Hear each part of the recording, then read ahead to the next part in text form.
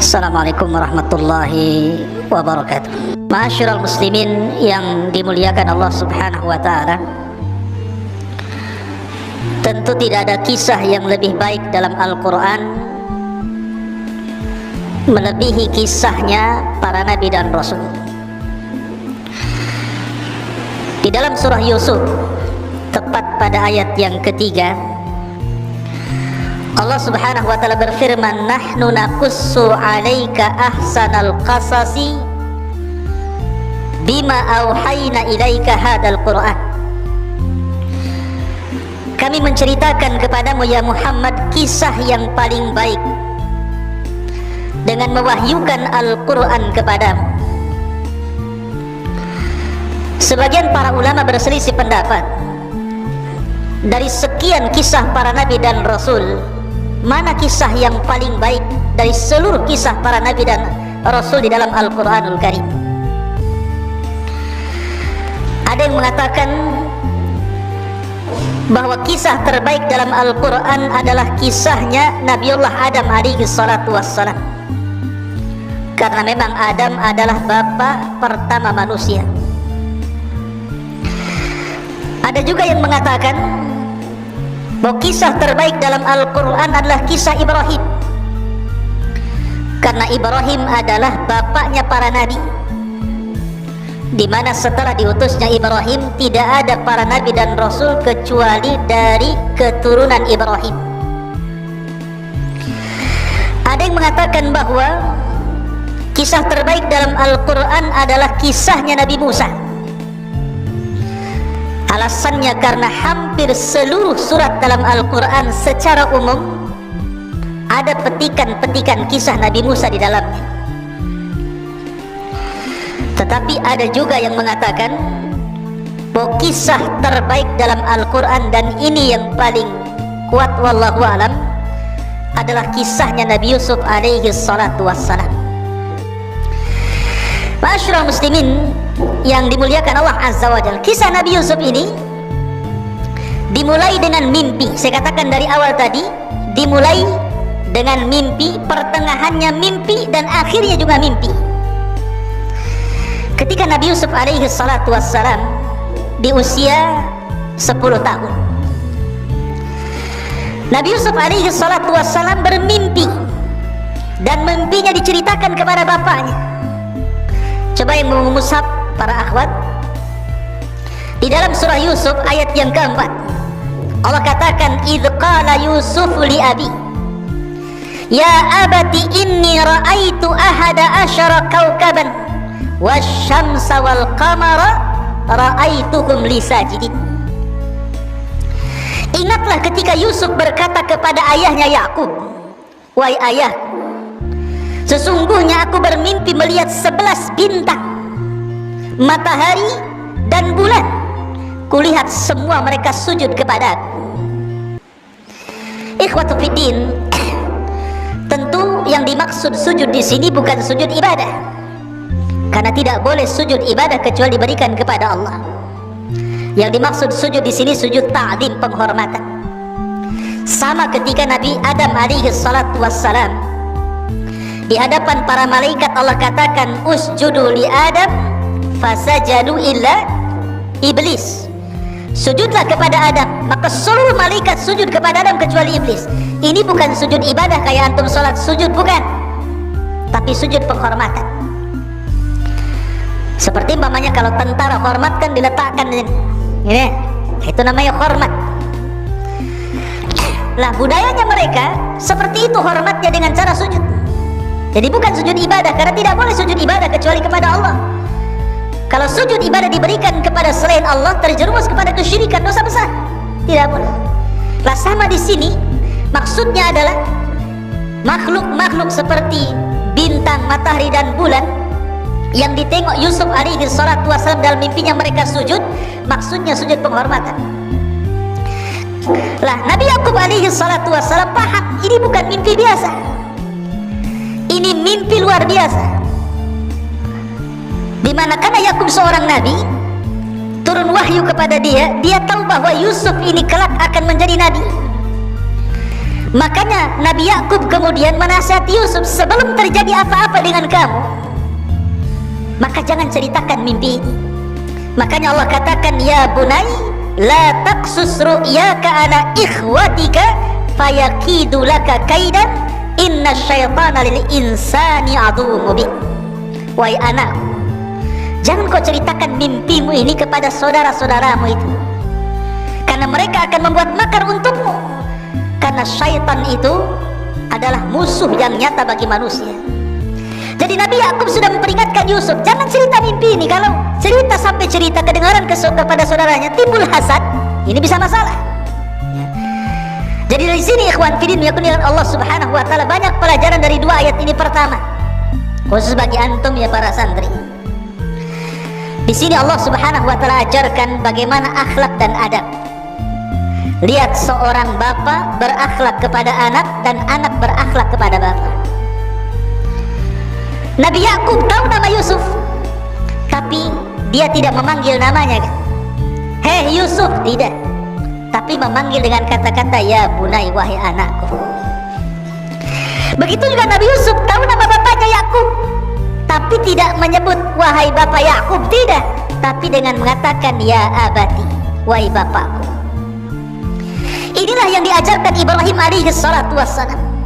Ibrahim tahu bapaknya kafir, Azar itu kafir. Bukan hanya kafir, dia pemahat patung, dia penjual patung, mengajak orang menyembah patung. Tapi Ibrahim ketika berdialog dengan bapaknya, dia tidak pernah mengatakan ya Azar. Dia mengatakan ya abati, wahai ayahku, wahai ayahku. Ini adab ikhwan. Tidak boleh seseorang memanggil nama. Ya, ini adab anak kepada bapak dan bapak kepada anak. Begitu juga seorang santri kepada gurunya. Antum sudah tahu mungkin nama ustadznya, Ustadz Soleh, Ustadz Maulana, Ustadz Iqbal, Ustadz macam-macam, sudah tahu namanya. Tapi jangan kemudian disebut nama ya Ustadz. Nah, seperti itu. Ya, wahai guruku, itu adab namanya. Walaupun hanya berbincang-bincang, mungkin ustadznya tidak ada, bincang-bincang sama kawan gitu, payah itu Pak Soleh itu, nggak boleh begitu ya. Tapi waduh, gimana Ustadz ini, Ustadz siapa, Ustadz Soleh gitu. Begitu ya, itu adab namanya. Antum jangan kemudian sekesal apapun seorang santri kepada gurunya, tetap ada adab dalam penyebutan itu. Makanya kenapa para ulama itu apabila menyebutkan dalam kitab-kitab mereka karya-karya para ulama yang sudah wafat, selalu mereka akan memberikan di ujung namanya kata-kata rahimahullahu ta'ala, semoga Allah merahmatinya. Apabila dia masih hidup, maka akan diberikan doa di ujung namanya hafidhahullahu ta'ala, semoga Allah menjaganya. Itu adab namanya. Kita berdoa kepada orang yang berjasa, kepada orang tua, kepada guru. Begitulah yang diajarkan para nabi kepada kita. Makanya di sini kita lihat dalam surah Luqman, Luqman ketika menasihati anaknya, ya bunai la tusyrik billah, dia tidak menyebut namanya wahai Luqman, tidak. Karena ini bentuk adab, bentuk akhlak maksudnya. Kemudian yang kedua, pelajaran yang kedua, di sini Nabi Yakub kemudian mengatakan kepada Nabi Yusuf alaihi salatu wassalam, apabila antum semuanya diberikan sebuah kabar gembira, kenikmatan dari Allah Subhanahu wa ta'ala. Memang Allah mengatakan fa bi ni'mati rabbika fahaddits, dengan nikmat Allah ceritakan nikmat itu. Tetapi bukan berarti semua nikmat harus diceritakan. Kalau seandainya memunculkan orang-orang yang hasad, makanya di sini Allah mengatakan, hai anakku, jangan ceritakan mimpimu ini mimpi baik, sebab itu nanti akan menjadikan saudara-saudaramu membuat makar kepadamu. Kalimat kaidun makar ya. Tentu makar yang paling besar, tidak ada makar melebihi makar Allah. Allah lah zat yang paling tinggi makarnya. Nah setelah itu kemudian makar yang paling bahaya adalah makar yang ditimbulkan orang hasad. Makanya kenapa dalam surah yang pendek Qul a'udzu birabbin nas, Qul a'udzu birabbil falaq, di ujung ayat mengatakan min syarri hasidin idza hasad, karena makarnya orang hasad itu bahaya. Ustaz, apakah ada sesama santri saling hasad? Banyak. Hasad gara-gara makanan, rebutan makanan kan itu. Gara-gara makanan musuhan. Hasad karena kecerdasan. Kalau hasadnya baik gak apa-apa. Ya Allah, saya ingin si Anu pintar sekali ya Allah, gitu, gak apa-apa. Tapi kalau hasadnya menghilangkan kenikmatan orang, itulah yang kita disuruh berlindung kepada Allah Subhanahu wa ta'ala, min syarri hasidin idza hasad. Baik, kemudian setelah Nabi Yusuf alaihi salatu wassalam bermimpi, diceritakan mimpinya kepada ayahnya dan ayahnya wanti-wanti, jangan ceritakan kepada saudaramu ya, nanti saudaramu akan membuat makar. Kita tahu bahwa Nabi Yakub ini ikhwan memiliki berapa istri tadi? Saya katakan empat istri. Lah di antara salah satu dari 4 istri itu ada namanya Rahil. Nama istri Yakub itu ada namanya Rahil. Rahil inilah ibu daripada Nabi Yusuf dan Binyamin. Jadi Nabi Yusuf dan Binyamin itu satu kandung, dari ibu yang sama dan bapak yang sama. Adapun saudara-saudaranya lain bapak, lain ibu satu bapak. Lah ketika ibu Rahil ini melahirkan adiknya Nabi Yusuf namanya Binyamin, meninggal dia. Meninggal. Akhirnya Nabi Yusuf dan Binyamin ini tidak punya ibu, hanya punya bapak Nabi Yakub alaihi salatu wassalam. Lah karena memang Nabi Yusuf dengan Binyamin ini masih kecil, yang paling bungsu gitu dari seluruh anak-anak Yakub. Yakub ini ingin memposisikan plus, bukan hanya selaku ayah kepada Nabi Yusuf dan Binyamin, dia pun ingin memposisikan menjadi ibu. Akhirnya dia lebih mencintai Nabi Yusuf dan Binyamin dibandingkan istri-istri yang masih hidup dan anak daripada istri-istri yang masih hidup. Dari sinilah tumbuh kecemburuan, cemburu istri-istrinya itu nggak diperhatikan, karena Yakub terus memperhatikan Yusuf dan Binyamin. Akhirnya kemudian istri-istri Nabi Yakub ini menghasut anak-anaknya dengan mengatakan, wah payah bapakmu tuh tengok, kenapa Yusuf aja, kenapa Binyamin saja, kemana-mana sama mereka, kalian tak pernah diajak, macam-macam. Tertanamlah sifat hasad yang ditumbuhkan ibunya kepada anak-anak yang merupakan saudara-saudara Nabi Yusuf. Ini hati-hati para akhwat di belakang ini, jangan sekali-kali mendoktrin kepada anak, karena anak itu paling mudah didoktrin dan perempuan itu paling mudah mendoktrin dan pengaruhnya melebihi laki-laki. Makanya akhirnya hasad ibu-ibunya turun ke anak-anaknya tuh. Lah dari situlah kemudian mulailah anak-anak mereka datang kepada Nabi Yakub dan mengatakan, idz qalu la Yusufu wa akhuhu ahabbu ila abina minna wa nahnu usbatun inna abana la fi dhalalin mubin. Ketika mereka saudara-saudara Yusuf berkata, sungguh Yusuf dan saudaranya Binyamin lebih dicintai ayah daripada kita, padahal kita adalah satu kelompok yang kuat. Sungguh ayah kami berada di atas kesesatan yang nyata. Lihat, Nabi Yakub seorang nabi, bagaimana mungkin dikatakan sesat?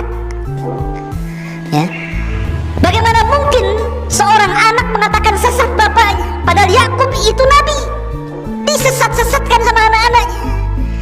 Karena yang menjadikan orang itu berkata kotor itu hasad yang tertanam, dan hasad itu penyakit syaitan ya kawan. Penyakit yang pertama kali di langit adalah hasad, hasadnya iblis kepada Adam. Dan penyakit yang pertama kali muncul di bumi hasad juga, hasadnya Qabil kepada Habil. Makanya hasad itu penyakit iblis ya. Makanya kenapa Nabi Yakub sudah mewanti-wanti kepada Yusuf, jangan ceritakan mimpimu. Dan di ujung ayat mengatakan karena musuh yang nyatalah syaitan, setan menguasai saudara-saudara Yusuf sampai berani lancang kepada bapaknya dan mengatakan, inna abana lafi dhalalim mubin, oh bapakku ini sesat katanya. Berani mengatakan sesat karena hasad ya. Ma'asyiral muslimin yang dimuliakan Allah Azza wa Jalla, lihat bahaya hasad di sini. Bahaya hasad iblis kepada Adam apa? Menjadikan Adam terusir dari surga, kan? Menjadikan iblis dilaknat sampai kiamat. Kemudian hasadnya Qabil kepada Habil mengakibatkan apa? Pembunuhan Habil di tangan Qabil, dan itu pembunuhan pertama di permukaan bumi. Adapun hasad saudara-saudara Yusuf kepada Yusuf, lihat Allah sebutkan dalam Al-Quran surah Yusuf ayat ke-9, uqtulu Yusuf awit rahuhu araban yakhlu lakum wajhu abikum wa takunu min ba'dihi qauman salihin. Bunuhlah Yusuf, satu, atau buanglah dia ke sebuah tempat agar perhatian ayah tertumpah kepadamu, atau yang ketiga, setelah itu kamu menjadi orang-orang yang baik. Jadi pertama suruh dibunuh, yang kedua suruh dibuang, yang ketiga apa? Ada yang berakal di antara anak-anak Yakub ini. Qala qailun minhum la taqtulu Yusuf, janganlah bunuh Yusuf. Wa alquhu fi ghayabatil jub, kita masukkan aja ke sumur. Yaltaqithu ba'dus sayyarati in kuntum fa'ilin, biar nanti ada orang-orang musafir datang, mudah-mudahan diambil mereka, kemudian dibawa mereka pergi. Lihat akibat hasad. Pertama ide pembunuhan, bunuh saja Yusuf itu. Kemudian yang kedua ide pembuangan. Kemudian yang paling ringan idenya apa? Dimasukkan ke sumur. Semua bicara tentang nyawa. Dibunuh jelas menghilangkan nyawa. Dibuang ke padang pasir bisa kematian karena kehausan. Dibunuh, dilemparkan ke sumur, bisa saja di sumur ada ular, ada kalajengking, ada macam-macam, kan? Makanya Allah mengatakan ghayabatil jub. Kenapa dikatakan ghayabatil jub? Ghayabah itu artinya tidak terlihat. Ini bukan sumur kecil, bukan sumur 15 meter, 12 meter, bukan. Tapi sumur yang nggak tahu kedalamannya. Makanya Allah mengibarahkan dengan ghayabatil jub. Saking dalamnya nggak kelihatan. Coba bayangkan. Dan Yusuf 3 hari di situ. 3 hari dalam sumur yang gelap itu. Kalau seandainya saya kasih hadiah 50.000, antum uka-uka di sana, di siapa yang berani? Malam ke hutan Jabal sana, jalan ke hutan sana, ya. Nanti pagi datang lagi ke sini. Siapa yang berani ngacuk? Ustadz kasih 50.000, saya tambah 100.000, tambah jalan 500, tambah 1 juta. Nggak ada yang ngacuk. Ustadz-ustadznya lah. Ya, coba. Itu loh di hutan ini, Yusuf lah sumurnya di hutan, masuk lagi ke dalam sumur itu. 3 hari 3 malam dalam kegelapan itu. Anak umur 10 tahun. Yusuf ketika dimasukkan itu usianya berapa? 10 tahun itu. Ya. Subhanallah.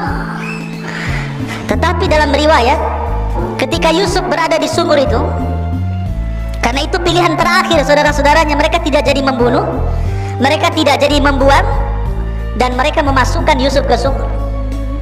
Di dalam sumur itu Jibril datang.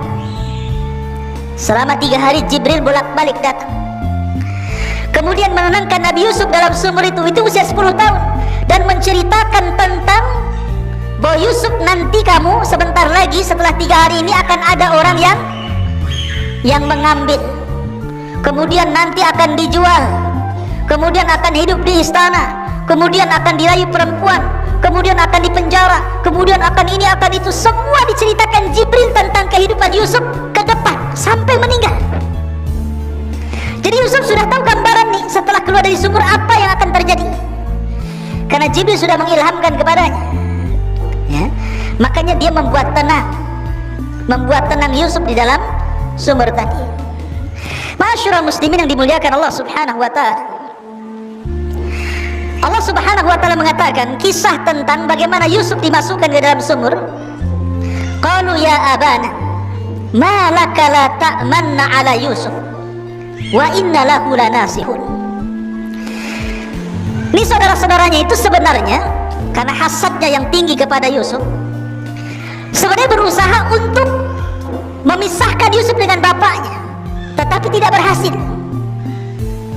Jadi maunya itu Yusuf diambil, dibuang gitu kan, dibunuh. Pokoknya mereka membuat makar setiap hari, tapi tidak berhasil. Sampai akhirnya datang kepada bapaknya, dan mereka mengatakan, wahai ayah kami, mengapa engkau tidak mempercayai kami? Kalimat kenapa kau tidak mempercayai kami, maksudnya dari sini kata para ulama tafsir, mereka sudah berusaha berkali-kali tapi tidak berhasil. Makanya mereka meyakinkan bapaknya. Bahasa kita apa? Masa nggak percaya dengan kami? Kasihlah Nabi Yusuf itu main-main bersama kami. Wa inna lahu lanasihun. Apa kata mereka? Sungguh kami semua menginginkan kebaikan. Lihat, sama persis seperti iblis.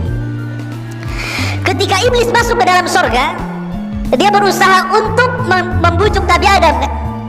Memberikan was-was. Fawaswasa lahuma syaitan. Was-was, diberikan was-was setan agar Adam itu memakan buah larangan itu, tapi tidak berhasil. Sampai akhirnya iblis bersumpah, wa qasamahuma inni lakuma laminan nasihin. Maka iblis pun bersumpah di hadapan Adam dan Hawa bahwa dia mendatangi mereka hanya menginginkan kebaikan. Ya, ya. Jadi orang yang berbuat jahat itu tidak mungkin akan menampakkan kejahatannya, pasti akan menampakkan kebaikan. Lihat para penipu itu, mana ada penipu nampak tipuannya kan?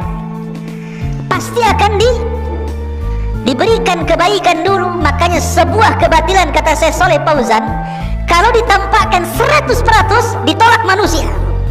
Tapi kebatilan itu kalau kemudian ada kebaikan di situ dan tercampur hak dan batil, barulah manusia menerimanya.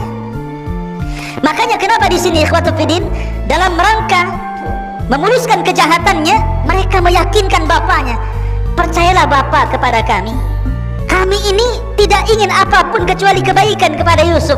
Arsilhu ma'ana ghadan yarta' wa yal'ab wa inna lahu lahafidhun. Biarkanlah dia pergi bersama kami besok pagi agar dia bersenang-senang dan bermain-main dan kami bisa menjaganya. Jadi diyakinkan bapaknya itu. Sampai akhirnya bapaknya luluh. Mulailah kemudian mereka membawa Nabi Yusuf alaihi salatu wassalam bermain-main. Lah ketika itulah mereka merencanakan. Dari ketika itu mereka berangkat 11 orang, karena Benyamin masih kecil tidak diajak. Lah yang 10 orang ini membuat makar di tengah padang pasir. Bagaimana mencelakakan Nabi Yusuf alaihi salatu wassalam. Dan ketika itu saya katakan Yusuf alaihi salatu wassalam berusia berapa? 10 tahun. Sebagian mereka mengatakan bunuh saja, sebagian mereka mengatakan kita letakkan di padang pasir biar dia kehausan mati, dan sebagian yang berakal di antara mereka mengatakan biar kita masukkan Yusuf ke sumur biar ada para musafir dan mengambilnya entah berantah, dan yang penting dia tidak hidup bersama kami. Artinya di sini akhirnya sepakat seluruh saudara-saudaranya mengambil yang paling ringan. Lah setelah kemudian Nabi Yusuf alaihi salatu wassalam betul-betul dimasukkan ke dalam sumur, dan 3 hari Nabi Yusuf di dalam sumur itu, kemudian datang Jibril alaihi salatu wassalam, kemudian diceritakan kisahnya sampai kelak Yusuf meninggal, dan membuat kemudian Nabi Yusuf kemudian tenang. Disitulah setelah 3 hari datanglah para qafilah, para musafir yang dagang dari Palestina menuju Mesir, karena ketika itu mereka tinggal di Palestina. Lah ketika kemudian mereka mencari-cari sumur karena kehabisan kehabisan air, dimasukkanlah kemudian dalwun itu. Lah Yusuf sudah diberitahu sama Jibril, nanti sebentar lagi setelah 3 hari pasti akan ada tambang dengan timah, kamu ambil saja tambang itu. Makanya kemudian ketika tiba-tiba datang tambang langsung diambil, kemudian dia dinaikkan ke atas. Maka takjublah para musafir itu, kok bisa ngambil air dapat manusia? Kayak orang mancing, ya kan? Nggak dapat ikan, dapat celana dalam. ya kan? Kan ada itu yang salah sasar itu, ya kan? Jadi ini orang mancing itu, orang mengambil air, ternyata setelah berat disangka air sampai di atas kemudian manusia. Dan Nabi Yusuf alaihi salatu wassalam, ikhwan, adalah orang yang paling tampan. Sebagian ulama mengatakan bahwa Yusuf alaihi salatu wassalam itu diberikan separuh ketampanan Nabiullah Adam alaihi salatu wassalam. Separuh ketampanan Nabi Adam itu diberikan kepada Yusuf. Adam itu tampan, ya. Dan Adam itu bukan kera, bukan monyet, sebagaimana teori Darwin. Kamu tahu teori Darwin? Bahwa asal-muasal manusia itu dari kera, awalnya bungkuk, kemudian lahir lagi mulai tegak, jadilah antum. Jadi antum menurut teori Darwin itu berasal dari monyet hutan, ya. Kita katakan teori ini bertentangan. Adam itu loh Nabi yang paling ganteng. Separuh kegantengan Adam diberikan kepada Yusuf. Kita semua turun Adam. Nggak apa-apa Darwin saya keturunan kera, biar dia monyet, ya. Tapi kita bukan bangsa kera, kita bangsa manusia. Lah Yusuf diberikan separuh ketampanan Adam. Makanya ketika melihat anak kecil tampan gitu ya, senang tuh. Kemudian mereka mulai mengambilnya. Kemudian dibawalah mereka, perjalanan rupanya mereka mengarah ke Mesir. Sesampainya mereka ke Mesir, maka kemudian mereka pun menjual Nabi Yusuf alaihi salatu wassalam. Subhanallah, Allah subhanahu wa ta'ala mempertemukan Nabi Yusuf dengan pembeli yang akan mengangkat derajatnya. Ada seorang pejabat namanya Al-Aziz. Pejabat itu namanya Al-Aziz. Saya katakan tadi, kerajaan Mesir itu dia dipimpin oleh seorang raja, di bawahnya para gubernur. Lah para gubernur ini ada pimpinan gubernur. Lah pimpinan gubernur itu disebut Al-Aziz. Ada namanya Al-Aziz. Jadi dia posisinya di bawah raja. Dan Allah takdirkan dia tidak punya anak sama sekali. Akhirnya kemudian dia ingin memuliakan istrinya Zulaikha. Dengan cara apa? Mencari dan membeli budak-budak anak-anak. Maka berjalanlah Al-Aziz dengan Zulaikha ini ke pasar jual beli budak. Lah tiba-tiba dilihatnya ada anak kecil, tampan nih, pokoknya putih, mancung luar biasa. Disini langsung tertarik Zulaikha dan mengatakan kepada Al-Aziz, belilah anak itu supaya kita bisa mengangkat anak atau nanti suatu ketika bermanfaat untuk kita. Akhirnya dibelilah, subhanallah, dengan harga yang murah, darahima ma'dudah. Dalam Al-Quran seperti itu. Seandainya diberikan saja tanpa kemudian diberikan uang pun ada masalah, tapi tetap dibeli oleh Imra'atu Aziz tadi. Akhirnya kemudian Yusuf pun dibeli, dibawalah ke istana. Istana Mekah, bayangkan, ini wakil raja. Tentu rumahnya bukan rumah biasa, rumah istana. Makanannya juga bukan makanan biasa, makanan mewah. Pakaiannya juga indah-indah, kasurnya juga empuk-empuk, dayang-dayangnya dan begitu seterusnya. Lihat bagaimana Allah katakan dalam Al-Quran, asa an taqrabu syai'an wa huwa khairul lakum. Terkadang apa yang anda anggap buruk itu rupanya kebaikan di hadapan Allah. Belum tentu yang kita anggap buruk itu buruk bagi kita, bahkan itu sebuah kebaikan. Nabi Yusuf dihasadi oleh saudara-saudaranya, kemudian dibuang ke sumur, dibawa oleh para kafilah, dijual lagi. Tapi Allah katakan wa asa an takrahu syai'an wa huwa khairul lakum. Kemudian Nabi Yusuf alaihi salatu wassalam hidup di istana Al-Aziz. Barulah dia merasakan hidup yang sangat enak, makan enak, tidur enak, macam-macam. Diberikan pendidikan sampai akhirnya Yusuf pun tumbuh dewasa, hidup selama 10 tahun bersama keluarga Aziz dengan Zulaikha itu. Jadi ketika masuk sumur umur 10 tahun, kemudian hidup di istana Al-Aziz 10 tahun, sekarang Yusuf usianya menginjak 20 tahun. Sudah ganteng, sudah anak muda. Rupanya Zulaikha apa ini? Setelah Yusuf kemudian makin dewasa, ya, tidak sebagaimana kecintaan Zulaikha ketika Yusuf masih kecil, kecintaan seorang ibu kepada anak. Tapi setelah dia dewasa, karena bukan anak kandung, Tapi seorang budak yang dirawat menjadi anak angkat, tumbuh rasa cinta seperti seorang anak muda kepada seorang gadis, atau sebaliknya, malah dia suka, mau selingkuh bahasanya ya. Lah Nabi Yusuf alaihi salatu wassalam ketika itu berusaha untuk menolak, berkali-kali Zulaikha itu merayu Yusuf, tapi Yusuf pemuda yang afif menjaga dirinya. Nabi SAW bersabda, sab'atun yudhilluhumullahu fi dhillihi yawma la dhilla illa dhilluh. Ada 7 golongan yang akan mendapatkan naungan arsy Allah di hari yang tidak ada naungan kecuali naungan Allah. Salah satunya apa? Rajulun da'athu imra'atu dhata jamalin. Seorang laki-laki yang ditawarkan wanita yang cantik, penuh dengan karisma, kemudian mengajak berzina, tapi laki-laki mengatakan, inni akhafullah, saya takut kepada Allah. Dia hindari perzinahan. Begitulah anak-anak muda yang menjaga diri. Yusuf ini seorang musafir, jauh dari keluarganya. Biasanya kan seorang musafir, kalau kita lihat di Batam ini kan banyak para perantau. Ada yang dari Jawa, ada yang dari Sumatera, Kalimantan, macam-macam, satu Indonesia tumblak di Batam ini. Seorang yang merantau itu biasanya lebih berani karena jauh dari keluarga. Dia harus mengadu nasib.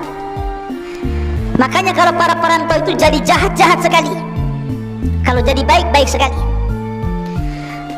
Kenapa dia bisa berbuat jahat? Karena jauh dari orang tua, jauh dari kampungnya. Kalau dia berbuat jahat, orang kampung tidak tahu, orang tuanya tidak tahu ya. Artinya Yusuf ini kalau diajak berzina dengan wanita istri pejabat yang sangat cantik Zulaikha ini, memungkinkan, karena dia seorang musafir jauh dari keluarga, orang nggak tahu siapa dia di situ. Tapi Yusuf dianugerahi oleh Allah Subhanahu wa taala jiwa yang afif yang menjaga diri. Makanya ketika Zulaikha itu mengundang Yusuf ke kamarnya, kemudian oleh Zulaikha dikunci seluruh pintu dan jendela. Bayangkan, tidak ada satupun jendela dan pintu kaca dikunci. Kemudian Zulaikha membuka bajunya dan menawarkan diri. Tapi Yusuf mengatakan, ma'adallah, aku berlindung kepada Allah. Kalau bukan karena burhan dari Allah, tentu aku akan terjerumus kepada perbuatan yang sangat dahsyat fitnahnya ini. Ikhwan, ada yang mengatakan Nabi Yusuf alaihi salatu wassalam ketika itu melihat patung. Jadi ada patung di rumah Zulaikha itu, karena ketika itu orang Mesir menyembah patung ya. Lah patung itu tersingkap dari tutupnya. Jadi ada penutup kemudian tersingkap penutupnya. Dia malu. Sebenarnya Yusuf itu secara naluri laki-laki, dia pengen juga. Siapa yang tidak pengen ya? Dihadapkan kepada wanita yang sangat cantik, nalurinya itu pengen. Makanya Allah mengatakan, wa hammat bihi wa hammat biha. Artinya wanita itu pengen Yusuf, Yusuf pun sebenarnya dalam hatinya kepengen. Tapi ketika dia melihat patung itu, Yusuf malu. Padahal itu Tuhannya orang Mesir. Kalau dia malu kepada patung itu saja, maka dia lebih malu kepada Allah Subhanahu wa taala. Dari situlah kemudian dia lari menghindar Zulaikha, kemudian dia lari kepada pintu. Sampai di pintu, rupanya Zulaikha menarik pakaiannya, sobek dari belakang. Ketika sobek, Allah takdirkan suaminya datang. Jadi ketika ditarik dari belakang itu prek gitu ya, rupanya suaminya datang persis ketika pengambilan baju kemudian sobek dari belakang itu. Bayangkan ikhwan, kamar itu tidak ada yang memiliki kunci kecuali suami istri ya. Jadi ketika Zulaikha menarik baju kemudian sobek dari belakang, suaminya membuka pintu. Kagetlah suaminya. Lah ketika kaget heboh, maka Zulaikha berusaha kemudian menuduh Nabi Yusuf bahwa dia yang merayu dirinya. Lah ketika itu ada seorang jariyah pembantunya, dia bawa anak kecil belum balik, usia di bawah 10 tahun. Tiba-tiba anak kecil ini berbicara dan mengatakan kepada Al-Aziz, lihat robaikannya. Kalau seandainya robaikannya dari depan, maka Yusuf pendusta dan wanita itu benar. Tapi kalau sobaikannya dari belakang, maka wanita itu dusta, Yusuflah yang benar. Itu anak kecil tuh bisa ngomong begitu ya. Maka dilihat rupanya robekan dari belakang. Maka tahu di sini yang salah siapa? Imra'atu Aziz. Tapi karena suaminya masih sayang dengan Imra'atu Aziz ini, dengan istrinya, maka dia hanya mengatakan kepada Yusuf, wahai Yusuf, asrif anni, inna kaidahunna azim. Yusuf, pergi kamu cepat. Ya, sesungguhnya tipu daya mereka para wanita itu besar. Makanya rusaknya para ulama Bani Israel itu karena perempuan. Itu pula yang kemudian Nabi SAW mengatakan, inna asyadda fitnati Bani Israel minan nisa. Maka kemudian Yusuf pun pergi. Rupanya cerita ini, cerita di dalam kamar ini menyebar kepada ibu-ibu pejabat. Kalau di polisi itu kebayangkarinya lah ya. Ibu-ibu bayangkari. Ya, pejabat-pejabatnya itu kan mesti kan ada komunitasnya tuh kan. Kalau ibu-ibu pejabat kan ada komunitasnya. Ya, kalau ibu-ibu di desa juga adalah komunitas tukang gibah, tukang rumpi itu kan ya, di gubuk-gubuk tuh. Mesti orang kaya ya komunitasnya orang kaya. Lah, mereka punya komunitas, ibu ini, Zulaikha ini punya komunitas antara emak-emak tuh. Ada yang mengatakan jumlahnya 40 wanita membicarakan tentang Zulaikha. Zulaikha ini wanita nggak bener rupanya. Masa budaknya sedih mau digauli, macam-macam ceritanya. Tapi Zulaikha ini perempuan yang cerdas. Ketika kemudian dia dibully, bahasa kita ya, nasib baik waktu itu belum ada handphone. Cuma ada handphone waktu itu, mungkin dari sebar itu di WhatsApp, di Google, di YouTube ya. Tapi zaman itu kan tidak tersebar, hanya tersebar di ibu-ibu pejabat saja. Ya. Akhirnya mereka mengguncing Zulaikha, direndahkan Zulaikha ini. Zulaikha cerdas, oh dia tidak tahu siapa Yusuf. Akhirnya Zulaikha pun mengundang mereka di rumahnya, disediakan macam-macam buah-buahan, disediakan pisau yang tajam-tajam untuk mengupas buah-buahan itu. Diundang untuk 40 istri-istri pejabat itu supaya makan di rumahnya. Wah, disediakan, datang istri-istri pejabat itu, masing-masing pegang buah dan pisau. Mereka tidak tahu apa yang dimaksud undangan ini ya. Dan Yusuf pun tidak tahu apa maksudnya. Ketika mereka masing-masing bawa pisau, di tangannya bawa buah, apa kata Zulaikha kepada pembantunya? Bukakan pintu itu biar Yusuf masuk kemari. Maka dibukalah pintu itu. Ketika Yusuf kemudian keluar, subhanallah, Yusuf ini ghaddul basar, tidak memandang wanita-wanita istri-istri pejabat yang cantik-cantik itu. Dia suruh berjalan saja sama Zulaikha, dia nurut saja karena dia budak masalahnya ya. Kalau enggak maka akan dihukum. Maka ketika kemudian para wanita itu melihat melihat Nabi Yusuf alaihi salatu wassalam, maka mereka pun kemudian mengatakan falamma ra'ainahu akbarna wa qatta'na aydiyahun. Ketika mereka melihat Nabi Yusuf, akbarna itu maksudnya takjub. Takjub itu maksudnya Nabi Yusuf berjalan tetapi matanya tidak pernah melihat mereka, dia hanya nunduk saja. Beda dengan antum ya, kalau ke mall itu yang dipandang yang aneh-aneh ya, betul-betul ghaddul basar. Makanya mereka mengatakan akbarna wa qatta'na aydiyahun.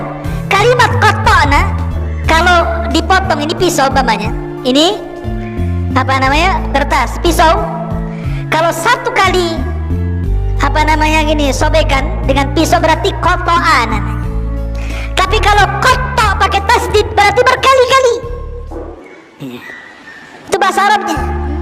Jadi ketika dia pegang buah itu sambil lihat Yusuf itu dipotong-potong gitu tangannya itu, subhanallah. Dan wanita-wanita yang memotong tangannya sambil melihat Nabi Yusuf yang ganteng itu tidak merasakan sakit sama sekali. Kenapa?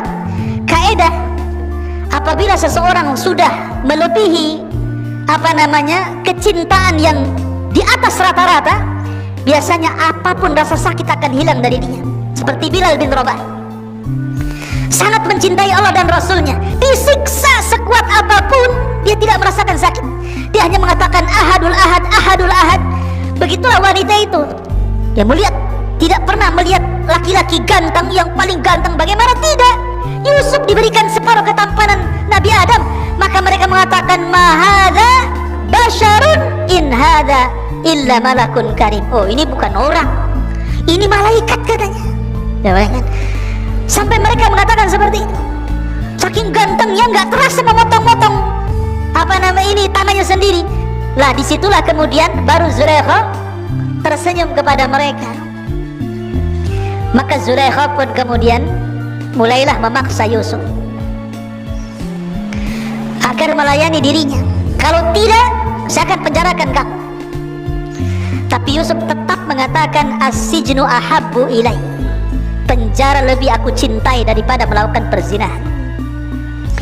Maka akhirnya kemudian Yusuf pun, karena Zulaikha ini wanita cerdas, dia mengatur urusan. Ini wanita-wanita sudah terfitnah dengan Yusuf sampai kemudian tangannya dipotong-potong. Maka para suami-suaminya ini berkumpul. Para suami-suami yang wanita-wanita terpotong-potong ini berkumpul. Kemudian mereka takut dengan Yusuf memfitnah istri-istri mereka. Akhirnya mereka sepakat untuk memenjarakan Yusuf. Lihat bagaimana kejahatan mereka, bersepakat untuk memasukkan Yusuf ke dalam penjara. Maka akhirnya kemudian Yusuf pun dimasukkan ke dalam penjara atas ide Zulaikha, dan juga didukung oleh para suami-suami wanita itu karena akan menjadi fitnah bagi para wanita.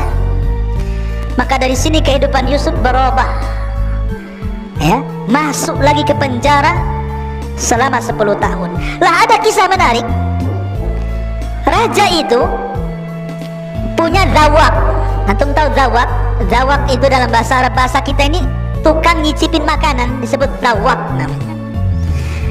Jadi raja itu kan punya tukang masak sendiri, tukang pembuat minum sendiri. Kan sebelum masakan itu dikasih raja, ada yang cicipi, takut dikasih racun. Begitu juga minuman, kalau sebelum sampai kepada raja, maka tukang nyicipinya ini minum dulu, takut diberi racun.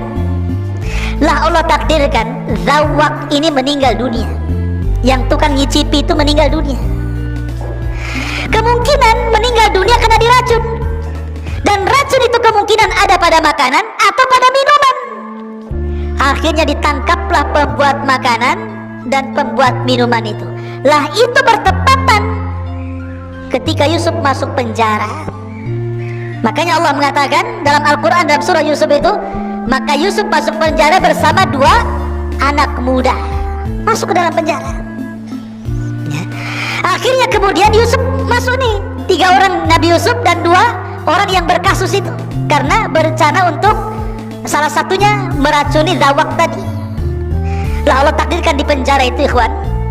Akhirnya mimpilah salah satu dari mereka, mimpi. Yang satu mimpinya aneh-aneh gitu kan, ya. Maka dalam Al-Quran dijelaskan bagaimana mimpinya 2 orang itu di hadapan Nabi Yusuf alaihi salatu wassalam.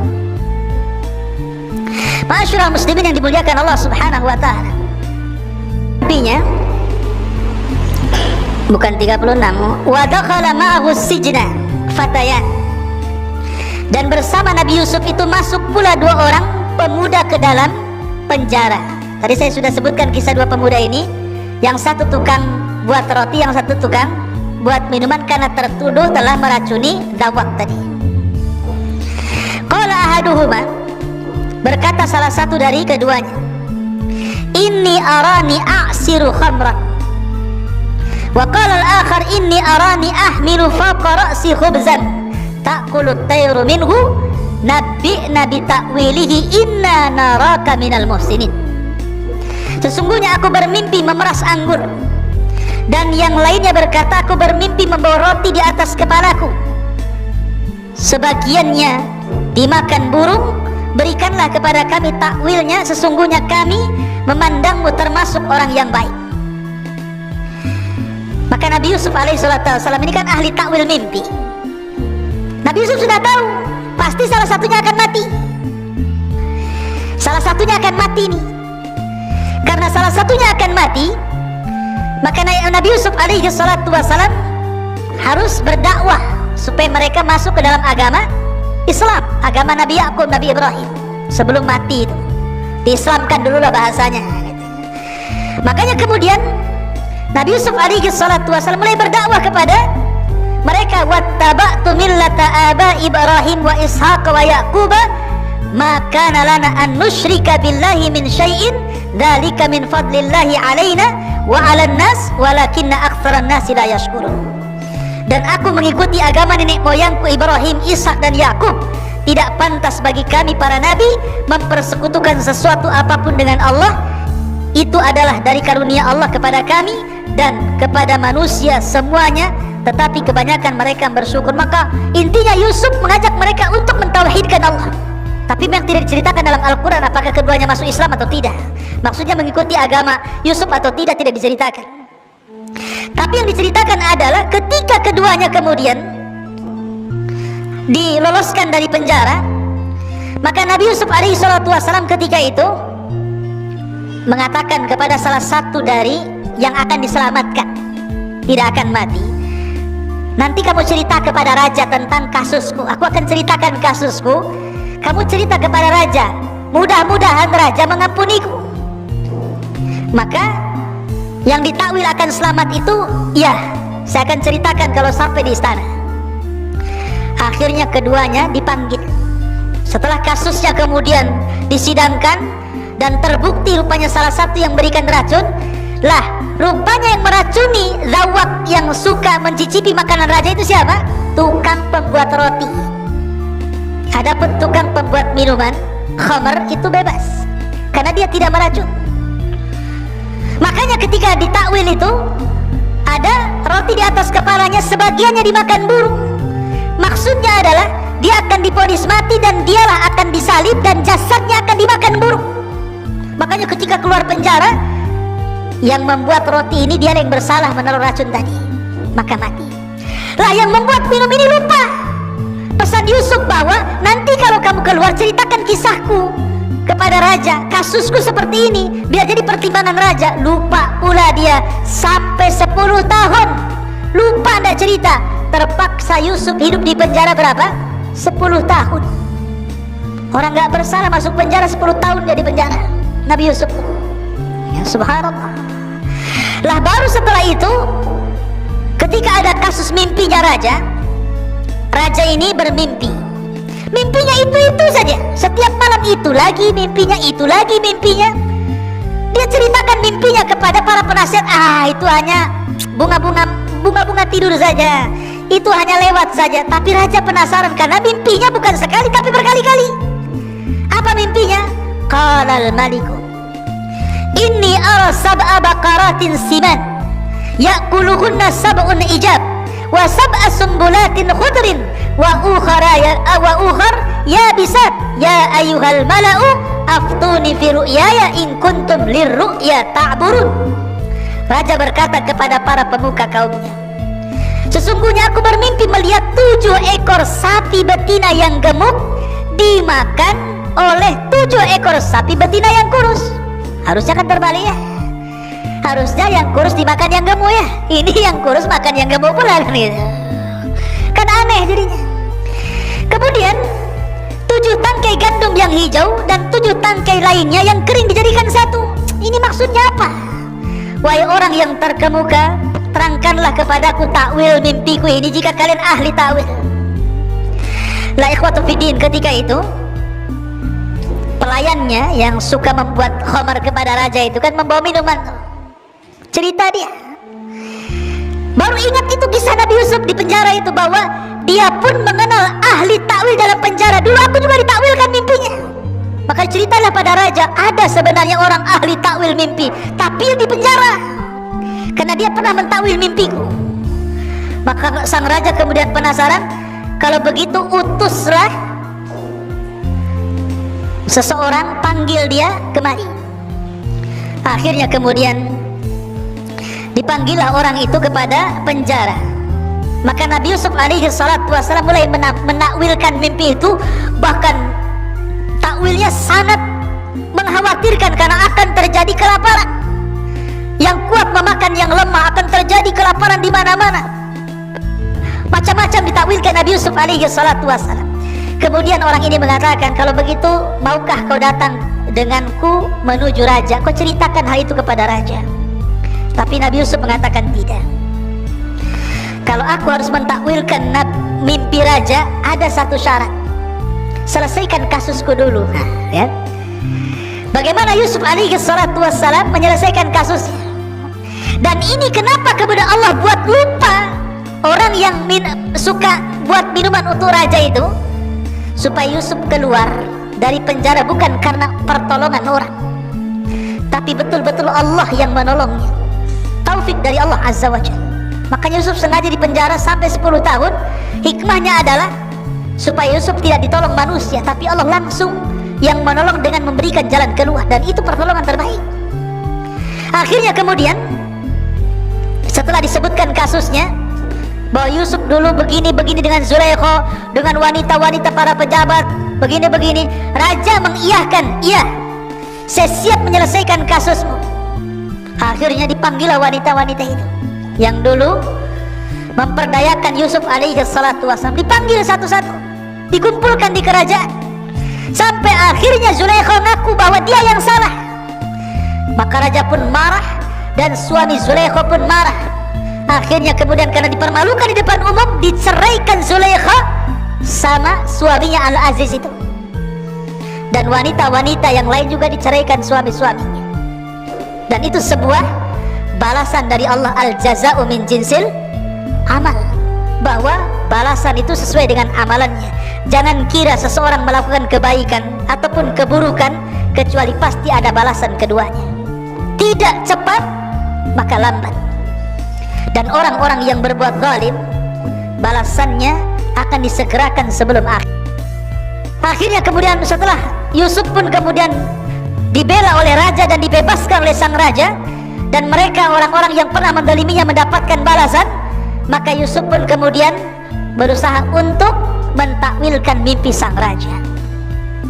Maka sang raja ketakutan akan kondisi kerajaannya, karena ini bukan setahun 2 tahun paceklik yang ditakwilkan Yusuf, 7 tahun akan terjadi paceklik hebat, kelaparan di mana-mana.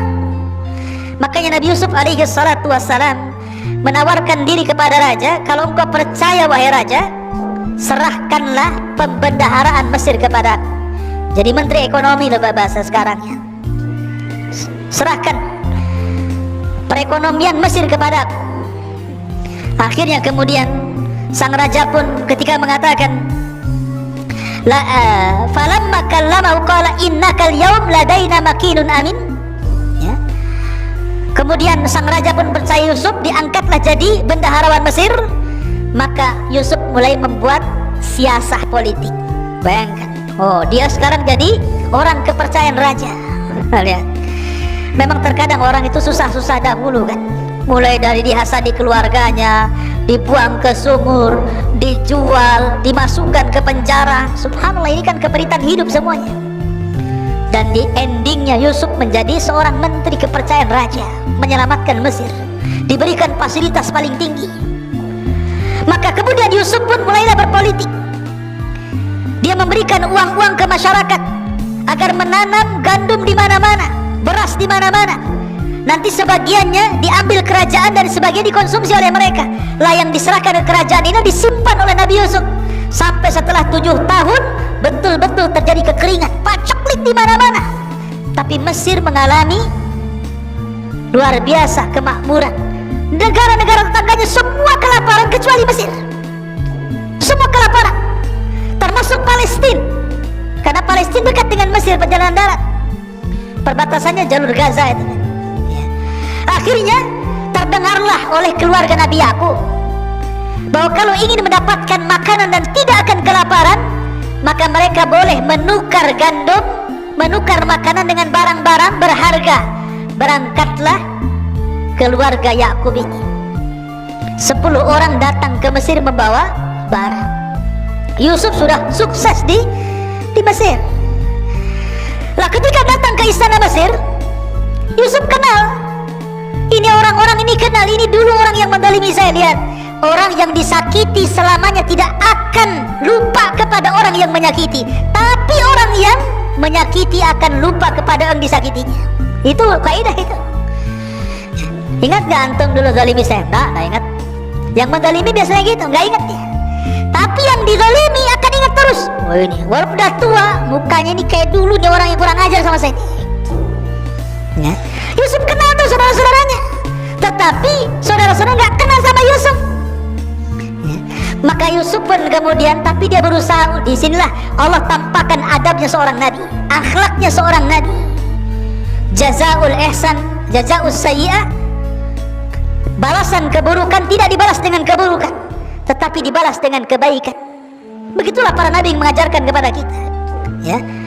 Dulu mereka hasad, maka lawan hasad itu kita berikan kebaikan kepada orang yang hasad. Inilah cara menghilangkan hasad. Kan saudara-saudara Yusuf kan hasad tuh kepada Yusuf, maka Yusuf justru tidak hasad. Jadi mereka akhirnya diberikan kan dalam kaedah pemberian penukaran barang itu satu unta satu karung gandum. Walaupun mereka banyak 10 unta, tetap dikasih satu unta, satu orang satu unta. Akhirnya mereka mengatakan, Yusuf nih mengatakan, berapa saudara kalian? Mereka mengatakan 11 orang. Loh kenapa cuma 10? Benyamin maksudnya saudaranya nggak dibawa. Kenapa cuma 10? Besok-besok kalau kamu datang, ajak yang ke-11-nya. Kalau engkau tidak ajak, kami tidak akan kasih gandum lagi. Untuk kebaikanku, kata Yusuf, nih gandumnya, setiap satu unta, satu karung, nih saya kembalikan semua barang berharganya. Tuh, baik kan? Udah nggak diambil barang berharganya, dikasih gandum lagi. Ya. Akhirnya pulanglah mereka.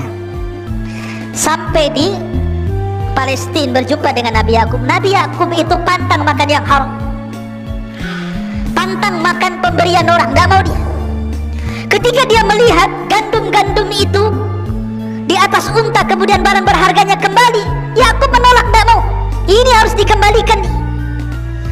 Saya nggak mau, kecuali kalau barang-barang berharganya memang sudah diterima oleh Mesir, mereka dapat makan, nggak apa-apa. Ini enggak, makannya dikasih, barangnya dikembalikan. Kata Yakub, saya nggak mau makan kecuali ditukar dengan barang berharga.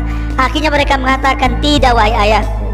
Mereka minta syarat, kalau kami harus kembali ke Mesir, adik kami Benyamin harus diajak. Kalau nggak lengkap 11, mereka akan menolaknya.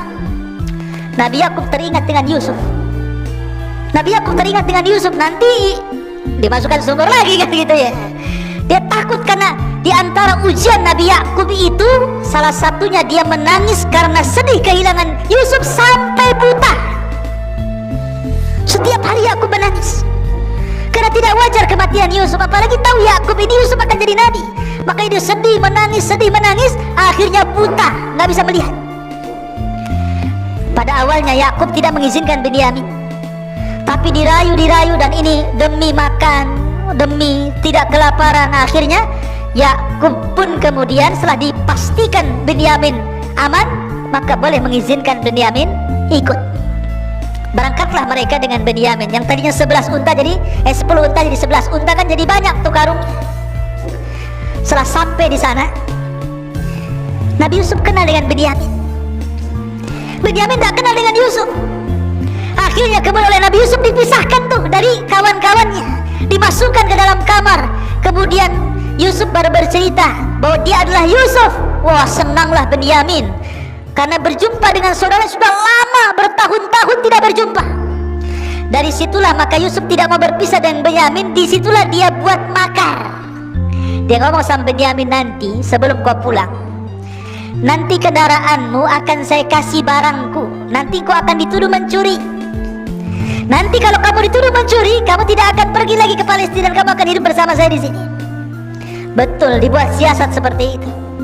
Setelah barang-barangnya kemudian ditukar dengan gandum, kemudian orang-orang ini sudah mau kembali ke Palestina. Sebelum masuk sampai gerbang saja, para penjaga teriak, ada barang yang hilang, ada barang yang hilang, barangnya Malik hilang. Akhirnya penjaga pun menutup gerbang, kemudian memeriksa semua bawaan 11 saudara Yusuf ini. Dicek semuanya ya. Rupanya yang bawa barang adalah siapa, Ben? Benyamin. Ditangkaplah Benyamin. Ketika itu hukuman orang mencuri, kalau ikut syariat Yakub maka menjadi budak, kalau ikut syariat Mesir maka dibunuh. Cuma dua itu saja hukuman orang mencuri ketika itu, jadi budak atau dibunuh. ya, dan Yusuf mengikuti syariat Yakub. Akhirnya kemudian mereka pun meminta-minta agar jangan menahan Benyamin, karena mereka sudah berjanji kepada bapaknya untuk mengembalikan Benyamin. Ya, karena kan Nabi Yusuf bersiasat supaya mereka tahu ya bagaimana susahnya Nabi Yusuf dulu. Akhirnya terpaksa salah satu yang berakal dengan mereka mengatakan, ya sudahlah, berangkatlah kalian ke Palestina yang 9 orang itu. Maka salah satu saudara Yusuf kemudian dengan Benyamin ditinggal di Mesir. Bilanglah sama bapakmu, sama bapak kita Yakub itu bahwa telah terjadi begini-begini. Ceritakan aja sejujurnya bahwa Benyamin begini-begini. Berangkatlah mereka.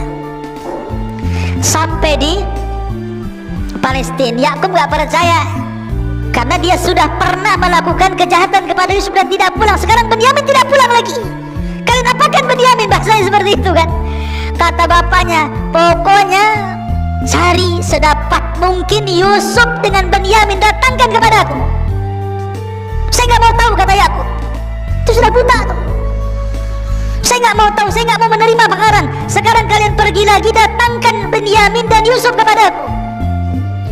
Akhirnya udah panik nih anak-anaknya. Terpaksalah berangkat lagi mereka ke Mesir, menceritakan tentang kondisi ayahnya begini. Akhirnya Yusuf mengatakan, ya sudah, kalau begitu bawalah Benyamin bersama kalian dan berikan pakaianku kepada ayah kalian, pakaian raja, berikan pakaianku kepada ayah kalian. Akhirnya berangkatlah orang ini kembali Palestina membawa Benyamin. Ketika sampai kemudian di Palestina, pakaian itu diberikan kepada Nabi Yakub.